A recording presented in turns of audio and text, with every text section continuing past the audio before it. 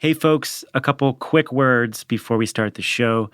This show is a partnership between Canary Media and Postscript Media, and our partners at Canary Media need your help this giving season. Financial support from listeners like you is critical to Canary's newsroom.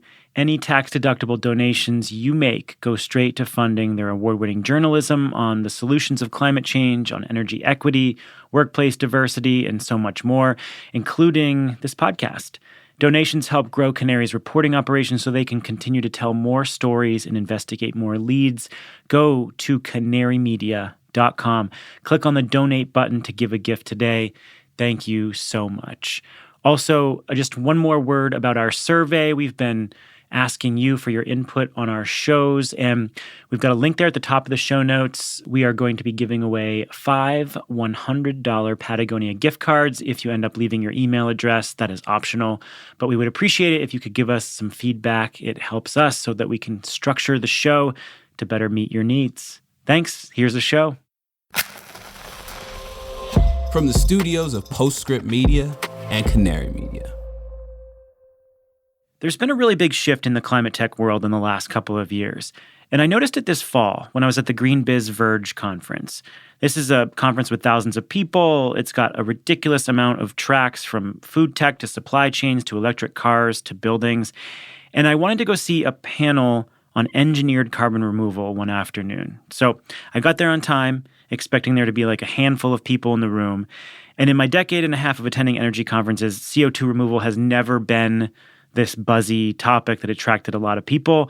But I walked up to the door and the room was jammed. I was one of the last people to squeeze in, and I made my way through and got my back against the wall. And I looked around, and it was an incredibly diverse group of mostly young people, furiously taking notes, taking pictures of every slide, and closely following this guy. I got into the business of carbon management 20 years ago and carbon removal 12 years ago. And I talked to a lot of empty rooms before I talked to rooms like yesterday. Julio Friedmann is the chief scientist at Carbon Direct. He's devoted his career to the science of removing carbon from the atmosphere and oceans. He's held prominent positions in academia and government, and he says the surge of interest in carbon removal reflects a couple of shifts. One is just the scientific urgency. In 2014, the IPCC report said, carbon removal, I don't know if we need it. In 2022, they said, oh my God, we absolutely need it and in huge volumes. And that reflects the maturation of the science, the understanding of climate risks, the fact that emissions have gone up for the past 8 years, like all of that stuff has weighed in. And the other reason is that the technology of engineering carbon out of the air has matured considerably. This is turning into a real business now. This is not a philanthropic effort. There's money to be made, there's projects to be built, there's credits to be sold. And that is all new in the past 2 years. In just the last year alone, venture investments in carbon removal have doubled. Top tech companies are buying credits or taking equity stakes in cutting-edge projects. And it's not just propeller heads talking to themselves at niche conferences. A new wave of young talent is taking notice. So we were all holed up in COVID lockdown, and we get out and suddenly everybody's like, talk to me about carbon. This is The Carbon Copy. I'm Stephen Lacey. This week, the state of carbon removal. There is no way we can hit net zero emissions without stripping lots of carbon out of the air. We'll hear from Raphael Bros of Microsoft about how the company is investing in the space. You've got to start taking into account, okay, how long are we actually keeping carbon from the atmosphere, for sure. And that's what's leading us down that road towards engineered solutions. And we'll hear from Julio Friedmann about the scientific urgency, the tech advancements, and what could push or hold back scale. It is massive in terms of scale and scope. That is daunting. We are laughably outgunned on this challenge. But whether I'm optimistic or pessimistic, the work looks the same. We still got to do it, or else we're in a world of hurt.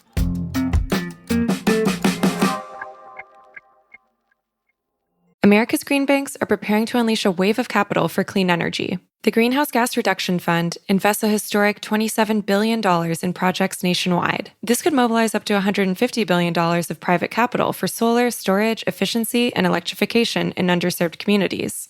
So how do we deploy those billions quickly, efficiently, and with the highest impact? On July 18th, Latitude Media and Banyan Infrastructure will host a virtual event exploring the on-the-ground realities of making America's green banks a success. Register for free by clicking the link in the show notes or go to latitudemedia.com/events. Clean energy and climate tech are policy-driven industries, and anyone working in this field touches local, state, and federal policy in a very real way. And that's why you should be listening to Political Climate, a podcast from Latitude Media and Boundary Stone Partners that delivers an insider's view on climate policy and politics. Every other week, co-hosts Julia Piper, Emily Domenech, and Brandon Hurlbut cover the nuances of government funding, regulations, backroom negotiations, and the election, of course. Political Climate is a show for people who want authentic conversations and strong opinions from voices across the political spectrum. Listen at latitudemedia.com or subscribe to the show anywhere you get your podcasts.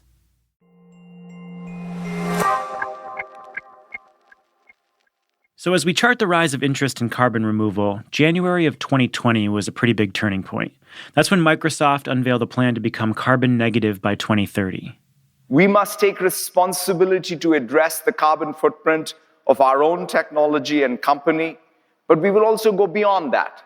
By 2050, we will remove from the environment all of the carbon we have emitted directly or by electrical consumptions since our company's founding in 1975. Carbon reductions are a big piece of the goal. That's making efficiency improvements or investing in renewables and renewables credits, getting suppliers to cut emissions, basically avoiding putting carbon into the atmosphere. Part of that pathway also includes investing in emerging carbon removal techniques. So today we are also announcing a new $1 billion climate innovation fund to accelerate the development of carbon reductions and removal technologies. And that means building a team of people like Raphael Bros, who need to go out and find the projects that actually work. I am one of the managers of Microsoft's carbon removal program. I've been with that program for about 2.5 years and have helped from the early days to build portfolio strategy, review projects, and structure the kinds of deals that we're doing to build the carbon removal industry.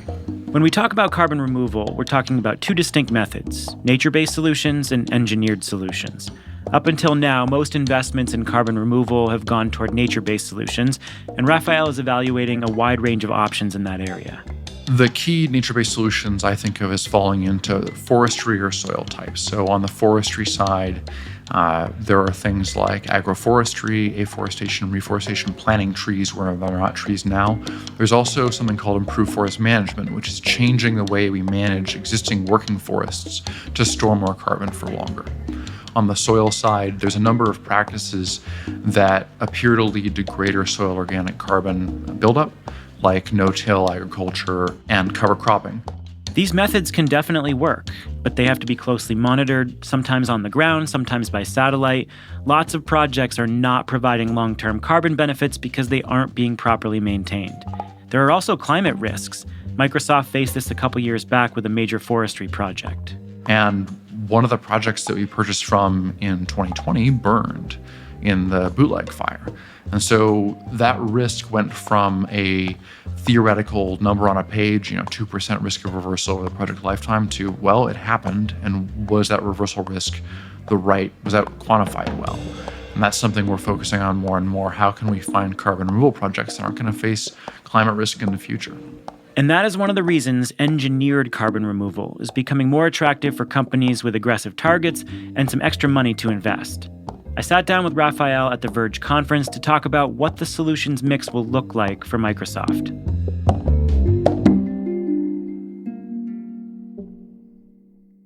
Can you talk about what the engineered solutions you're identifying, currently working with, or have on the horizon are? Yeah, absolutely. I think the best known one is direct air capture, DAC.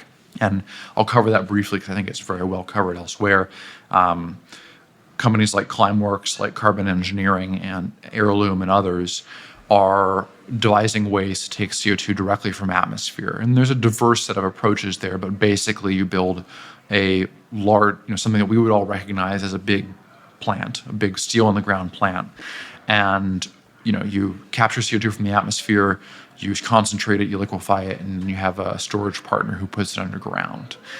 There are other approaches, of course, as well.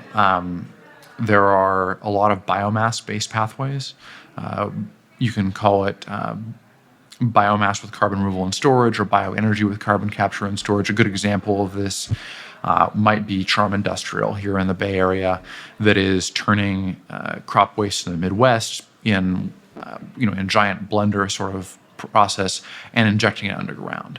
And that acknowledges that plants are actually very, very good at capturing carbon slowly over time. And so if we can find the waste streams in those agricultural systems and then turn that waste into carbon removal, that's a very viable strategy. I'll add a caveat, and this is one of the things that we're running into. And I would say, like, my philosophy, and I think Microsoft's philosophy, is in this space to just learn by doing and then transparently relay what we're seeing. And we've known for some time that we're going to have to, that there's a limit, there's an edge to the amount of sustainable biomass in the world, and we're getting closer and closer to operationally defining that. And we hope to be able to turn out some principles sometime soon publicly to say, here's how we think we should define this. And to be clear, this is not overtaking investments in renewable energy. This is complementary to clean energy goals. Absolutely. That's not a trade-off that we see internally. Talk about how this space has evolved. The Microsoft announcement was a very big deal, and other corporates have said that they're going to, make other similar kinds of investments in early technology risk and engineered carbon reduction solutions. Try to make sure that they have really high standards for selection of projects. And it does feel like something new is happening in this space. How much momentum do we see behind the carbon removal space right now, generally? We see a lot of momentum at this moment. There were a series of announcements in the spring, the First Movers Coalition, Frontier Climate. There was a very large deal announced between Airbus and 1.5. Altogether, you're talking $1.5, maybe $2 billion in publicly pledged money. That doesn't include folks who are coming in out of the wings that haven't announced yet. And so I think there's a lot of momentum there. And down the road, I think we'll see more and more sectors coming in as they realize, especially the hard to decarbonize sectors, as they identify that they have relatively limited alternatives for decarbonization. So the demand is increasing, supply is not matching demand right now, at least on the engineered side. Do you see that alleviating? I mean, you said that you eventually see a 50-50 breakdown between nature-based solutions and engineered solutions. When do you expect to see a lot more supply of the engineered solutions come online? I think we should be seeing a lot more supply for engineered carbon removal in 2024, 2025, 26, and 27. Those are when we see the first of a kind, really large plants coming online. And that's when I think that supply is going to catch up with demand. And then we're going to be, doing deployment-led innovation and seeing the green premium come down and seeing who does a little bit better and going with those folks. Can you talk about the scope of this challenge beyond just Microsoft? I mean, we need to pull many gigatons of carbon dioxide out of the atmosphere. How big is the problem generally? Yeah. So if I recall my UN science appropriately, we need probably 10 gigatons, that's 10 billion tons per year of carbon removal in, say, 2050. And then, you add or subtract that depending on how you think we're doing with decarbonization overall. So probably call it 10 to 15 gigatons a year. Worldwide, we think the carbon removal capacity per year is about 3 million tons. So we're off by 10,000x. And that's a very imposing scaling curve. And that's why we're putting so much work into this, not only so that Microsoft can be carbon negative in 2030, but so that we can have jump-started the development of an industry that society is going to need very much as we get the remainder of decarbonization on track.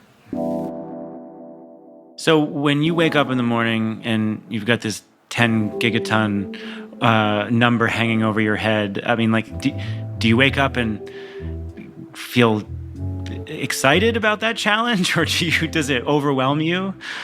How do you approach this work? This is a dream job, right? We're doing the work. But this is a 10, 20-year project, right? And we're in the early innings of discovering how to do carbon removal well. What we're going to do is keep learning by doing, keep telling folks what we're seeing, and try to build the quality projects that really are going to make a difference. Again, that's Raphael Bros. He's the manager of the carbon removal program at Microsoft. Coming up, we're going to go back to Julio Friedmann, who gives us a tour of a place he calls Carbonville. And it's pretty messy there.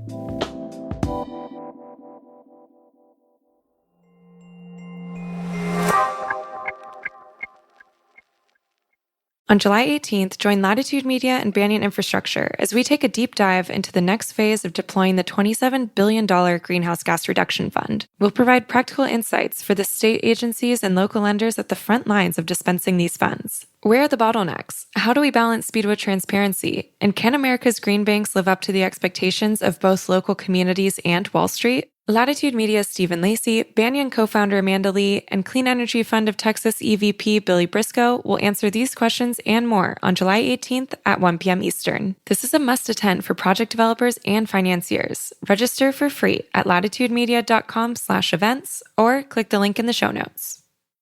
I'm Julia Piper. I'm Brandon Hurlbut.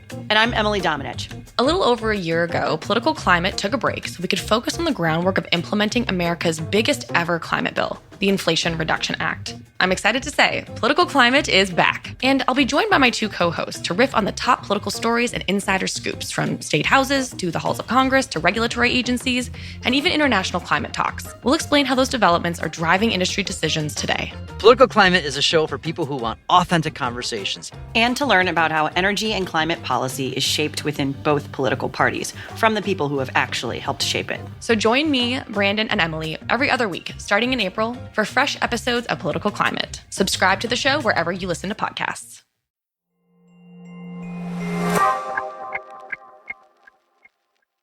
So how do we scale these emerging engineered solutions and make sure that they're creating real, lasting carbon removal? Julio Friedmann spends nearly every waking moment of his day thinking about exactly that. I am the Carbon Wrangler, and that's actually my job title at Carbon Direct. I am the chief scientist and chief carbon wrangler. How did you get the name Carbon Wrangler? I realized that was what I did. It was an epiphany at a set of sidebar meetings to COP22 in Marrakesh. A wrangler's job is to take something that's in the wrong place and put it in the right place. There's nothing inherently bad about carbon. It's in our beer, and we like it there. It's in our bodies, and we like it there. It's in food. But we do not like it, too much of it, in the air and oceans. And so we got to wrangle it out. Julio likes to call the carbon market Carbonville, and Carbon Direct is kind of like the tour guide there. It works with some of the world's biggest tech and industrial companies to understand Carbonville's geography and economy. Carbonville is a mess. It is heterogeneous. It is complicated. You need to understand forests and direct air capture and biomass sourcing. It is not an easy place to work. It's exactly why you need a bunch of scientists. And so we have done our best to match high-quality supply in the CO2 removal system to customers who have that demand. And that business is brisk and growing. Well, how messy is it? According to Carbon Direct's analysis, only 2.5% of carbon credits are delivering durable removal. That's a very small fraction. And the rest of it is other stuff. It's buying renewable energy projects, it's waste management challenges. Some of that's avoided emissions, some of that's reduced emissions. But in a net zero world, people need to buy removals. And when they got into this, they're like, oh, I'm going to go out and buy removals. And they suddenly realized there was very little of that in the market. So we have ourselves a major imbalance. A lot of emerging demand for high-quality credits, but a lack of high-quality projects out there in the field. So the morning after his presentation to that packed room, I sat down with Julio to talk about what it will take to clean up Carbonville. So in that 2.5% we talked about, there are valid projects in every vertical, in every pathway. So that includes afforestation and reforestation. You have barren land, you grow a new forest. That is valid, durable removal. It has to be managed well. Many of these projects aren't. It has to be validated by people on the ground and verified by spacecraft and stuff.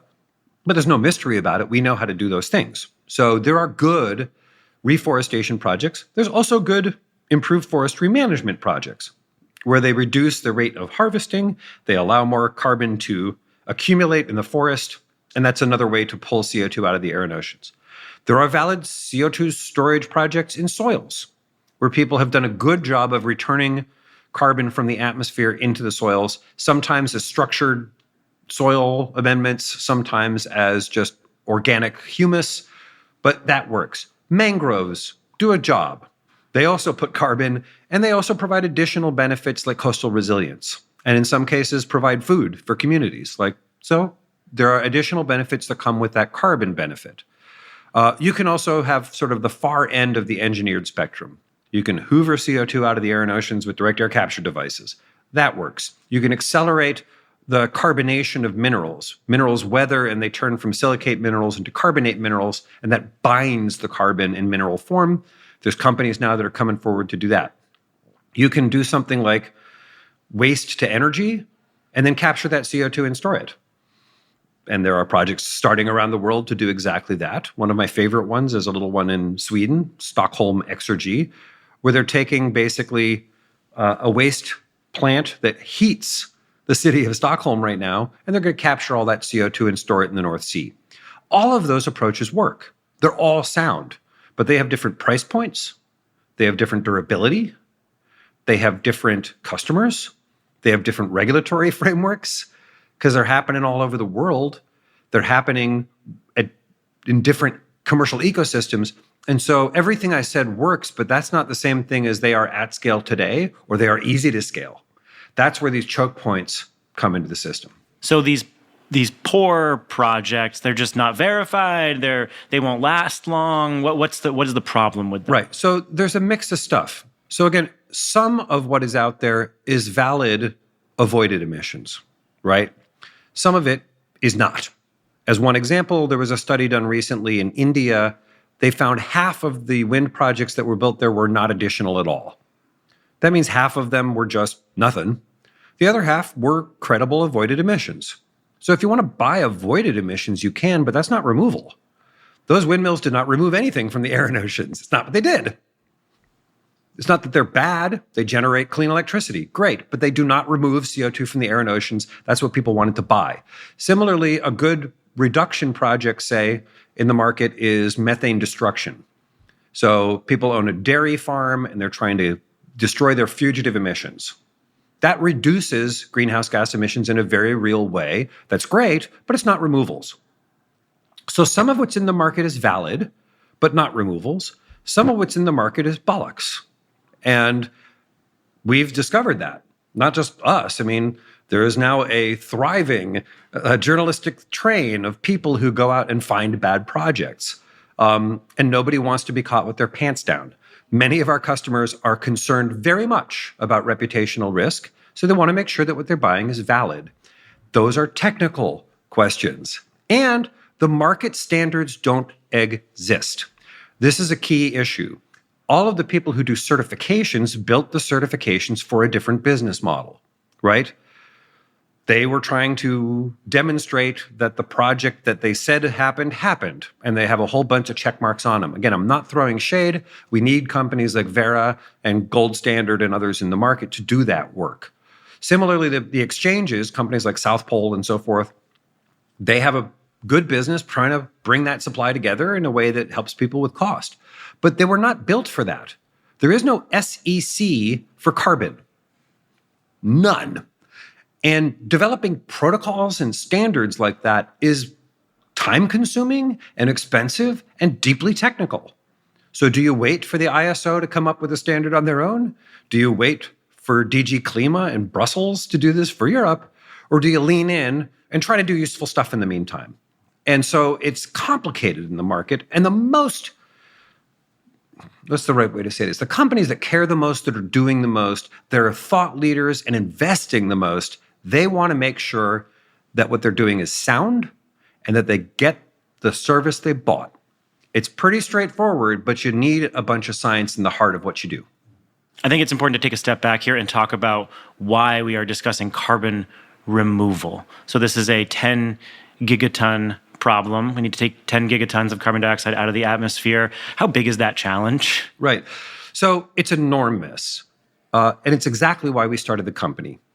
Our founder, Jonathan Goldberg, realized that the carbon removal market will necessarily be the biggest market of all human history, and he wanted to be in it, so he started the company.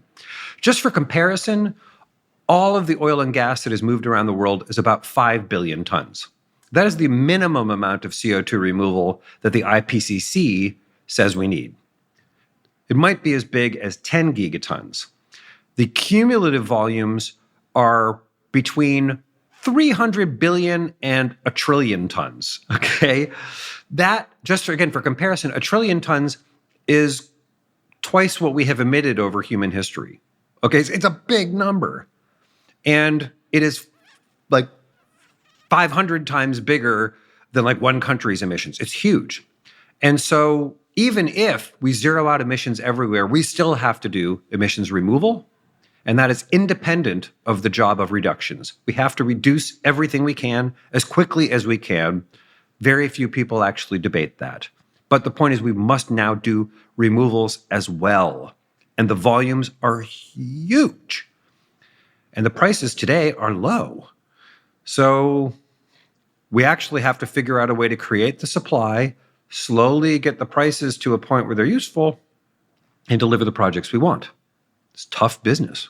So let's talk about one of the first choke points, which is just cost. At the scale that we're seeing these engineered solutions, what are the ranges of costs per ton of CO2 removed? So before I answer that, let me step back a little bit.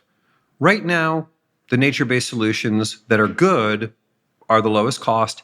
They are ranging in price between, say, $20 and $35 for the good stuff. We've seen those prices inching up. It's not crazy to imagine they'll be in the $50 range soon. As land gets scarce, as the good opportunities get snapped up, we expect the cost of nature-based solutions to increase. Conversely, today, the technology solutions are very expensive. Direct air capture, say, is on the order of $600 a ton. A good biochar project might be on the order of $150 a ton. A good biomass with carbon capture project might be between $150 and $300 a ton. As those deploy, those costs will go down. So there will be some point in the future where there's cost parity between the nature-based solutions and the engineered pathways.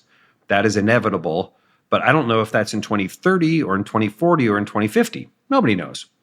So in the near term, we actually have to grow supply in all of these systems. We need more of these engineered pathways and hybrid pathways like biomass with CCS, but we also need to scale up the nature-based solutions because that's what's cheap and available today. And at our company, we build portfolios for our customers where there's a blend of all of this stuff that manages risk, that manages price, and that manages questions like durability. One of the problems with trees is they burn, and then the CO2 goes back in the air. Rocks don't burn. It's just a different physics and chemistry. One costs quite a bit more than the other. And so one of the questions is, do you buy the carbon or do you rent the carbon or do you lease the carbon? Those have different price points and different durabilities and different business models. All of that is shaking out of the market in real time. So what are the other bottlenecks in the engineered space? So there's three things that keep me up at night about the engineered pathways, and it is not cost. We're going to innovate, the cost will come down. But there's three things that keep me up at night. The first of those is human capital. We probably have enough engineers, but they're not in the right place yet, and they're not trained. We certainly don't have anybody else. We don't have specialty welders or electricians. We don't have the people who will permit these projects. We don't have tax equity lawyers who know what I'm talking about.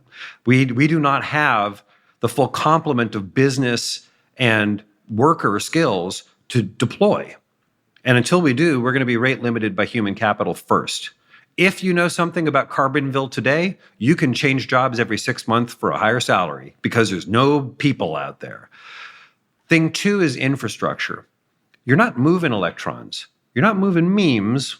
You're moving molecules. So you need the infrastructure to do that. And some of that stuff like transmission grids, some of that stuff like ports that can ship and receive and move CO2 and biomass, some of that are pipelines, whether they're hydrogen pipelines or CO2 pipelines and CO2 storage sites. That infrastructure largely doesn't exist, and it's hard to deploy until we have more of it.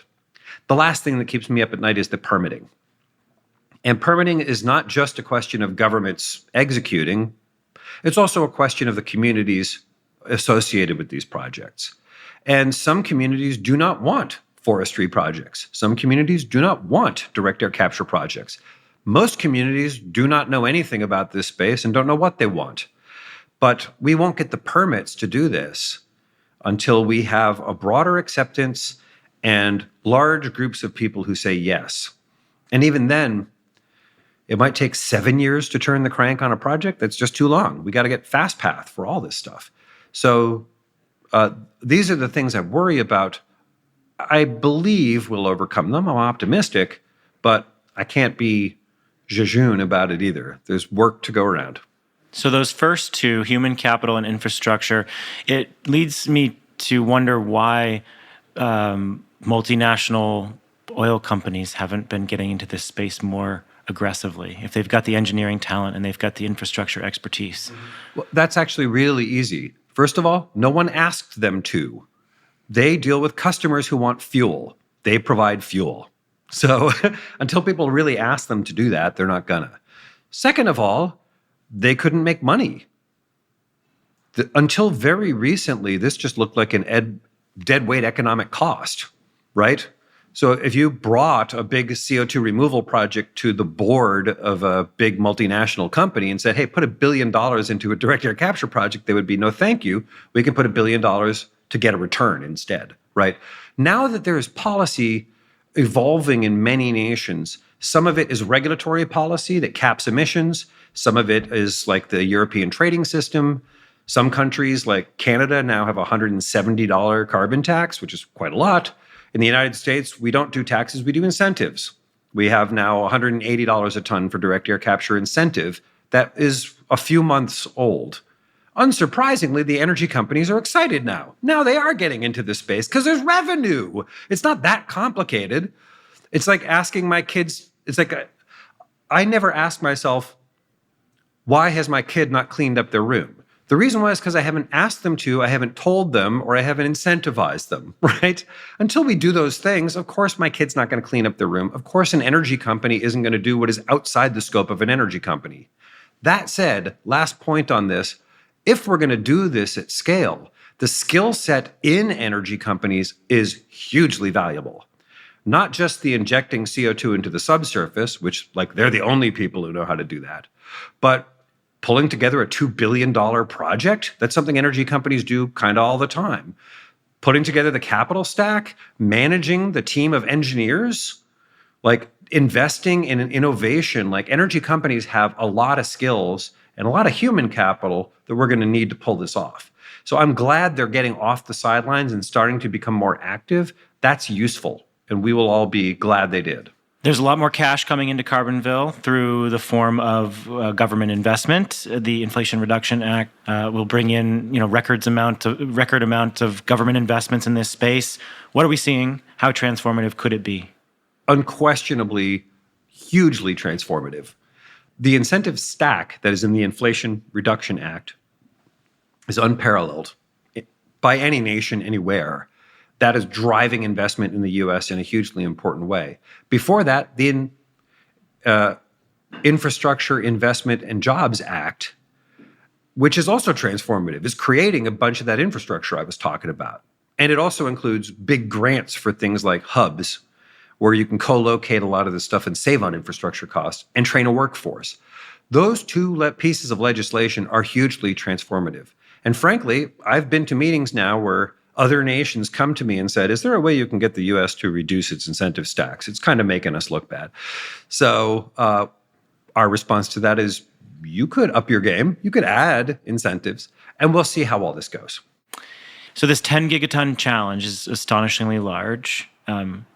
It can feel overwhelming, but there are real projects happening, small relative to the scale of the problem, but certainly technological progress that seems really promising. When we have this conversation 20 years from now, how do you think we'll be characterizing the market? It's impossible to say. My guess is based on what happened with batteries and solar. 20 years ago, solar was a failed set of Department of Energy projects in the Mojave Desert that were ridiculously expensive and tiny. And other than that, people were buying solar panels for vanity or spacecraft. And then things changed and our world got a lot better, right? 20 years ago, the only lithium-ion batteries in the marketplace were for camcorders. Camcorders don't even exist anymore, right? But that was how they got their entry into the market because people wanted to keep filming their kids. Like literally, that was it. So it's impossible to guess how these things are going to be. But I think we are going to see a change of incumbents. I think we're going to see a whole new set of pathways for CO2 removal that we haven't even imagined yet. Stuff like wood burial is becoming a thing, and it does remove carbon dioxide. I think we will begin to see new laws and new protocols, everything from the revisions to the London Convention of the Sea to Article 6's complete collapse and dissolution. I think we're going to see all these things, but mostly what we're going to see is a handful of really energetic young entrepreneurs today ending their careers with success. They are going to say, I've spent my life working on this problem and it worked. And I contributed, and we went from all of us going to die to we all have a future. And that's what gets me so excited every time I get out of bed and enter the world. Julio Friedmann is the chief scientist and carbon wrangler at Carbon Direct, and the Carbon Copy is a co-production of Postscript Media and Canary Media. Remember, if you want to support Canary Media's journalism, go to canarymedia.com and you can donate there. You'll see a tab at the top of the page. Really, they've got a fantastic team of journalists. We are so honored to be working with them. And your tax-deductible donation will go to a really good cause. And also, don't forget about our survey at the top of your show notes here in this episode. You'll find a link to our survey. We're going to ask you about a dozen questions. And at the end, you'll have an option to leave your email address. And if you do that, then you'll be entered to win a $100 Patagonia gift card. So thanks a lot for participating. And now to the credits. This episode was produced by Alexandria Herr and me, Stephen Lacey. Sean Marquand is our engineer. He also composed our theme song. The original music came from Echo Finch and Blue Dot Sessions. Postscript Media is supported by Prelude Ventures. Prelude is a venture capital firm that partners with entrepreneurs to address climate change across a wide range of sectors. That's advanced energy, food and agriculture, transportation, logistics, advanced materials, manufacturing, advanced computing, and now media. Give us a rating and review on Apple or Spotify. Thank you for doing that. It's really helpful. And send your thoughts on social media as well. I am Stephen Lacey. This is the Carbon Copy. We'll catch you soon.